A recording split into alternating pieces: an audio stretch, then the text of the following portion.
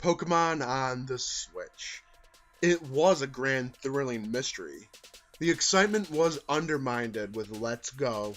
The light was all but extinguished. Hope pierced this veil and a promise was made. Pokémon was still coming in 2019. A new mystery was born that lasted months. But the time has come. The usurper lies defeated. It is time to take up our arms and march to the Galar region. This is the journey to Pokemon Sword and Shield. There is a very daunting question that I have been brainstorming for some time now. That question is, how on earth are they going to incorporate Melmetal and Meltan in Sword and Shield?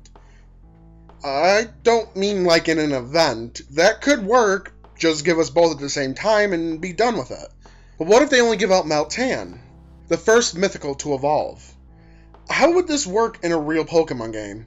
I am sure, as you all know, Meltan is kinda a Pokemon Go specialty since you have to go through the asinine task of grinding out 400 candies to even evolve this Pokemon. Well, that's all fine and dandy for Go, but that's not how it works in regular Pokemon. We don't force feed our Pokemon candies and give them diabetes in order to get them stronger. We actually have to train our Pokemon. So, how would this work in a normal Pokemon game? Well, there are 3 ways that I can see it happening, and that's what this whole video is going about. That 3 ways that Meltan and Melmetal can work in the actual mainline core games. 2 of these 3 ways are simple and short, so I'll start with them. One way is just to convert it to a basic evolution method. Maybe just make it really hard. For example, you have to have it know a certain move, have max happiness, hold a certain item, and level it up during the morning. Some kind of crazy crap like that. That would all be up to the not-so-smart minds of Game Freaks, since they had to have something to promote Let's Go without future-proofing it. That is neutral case scenario. On the other side of the coin, they could just keep its current evolution method. This, on the other hand, would piss off the community and cause these 2 Pokemon to be the most hacked Pokemon in history. This would also mean that Sword and Shield has to have Pokemon Go connectivity, since that's the only way to obtain this Pokemon. But the worst thing might be, you have to get Let's Go still in order to get the Meltan loot boxes. Which is the worst, and it leaves us with a Manaphy situation. And guess who was the most hacked Pokemon in Gen 4? At least with Manaphy, you only have to do a short quest to get the egg and Ranger. Now, finally, the perfect scenario.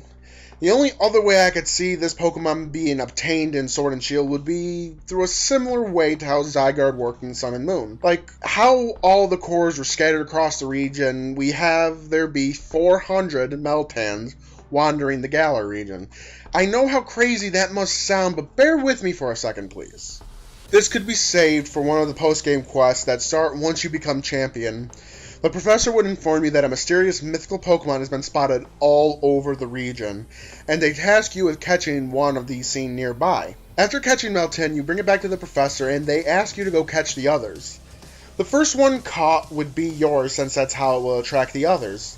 And after catching another Meltan, they would be sent to the professor. The Meltans would be able to be found everywhere in the region, but only encountered if you have Meltan in your party. And they would be rather rare, similar to how you would be able to catch N's Pokemon in Black and White 2. After some story shenanigans and catching all 400 Meltan, you return to the professor and they give you a special item that will evolve your Meltan, and it ends the quest. This really is one of the best ways I can see this Pokemon being brought into the games. This will keep the lore of Meltan intact, as well as have a nice chance to basically have a second run of the region looking for Meltans.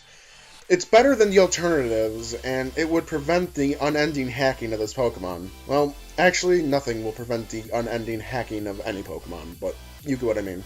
What do you think? Would my idea work for Meltan and Melmetal? How would you do it? Let me know in the comments and we can discuss how all this could work. If you enjoyed this video, leave a like and share it around. It helps to grow the channel, and I really appreciate it. Become an Ember of the Phoenix by following me on Twitter. The links to all that can be found in the description below.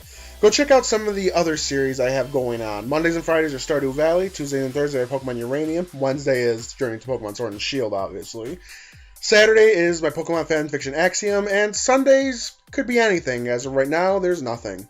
Keep an eye on my Twitter if you really want to know what's going on. It's a crapshoot, so anything can be possible. If any of that sounds interesting to you, be sure to check it out. And with all that said, this has been Black Phoenix. Thank you all for watching. I'll see you all in the next one.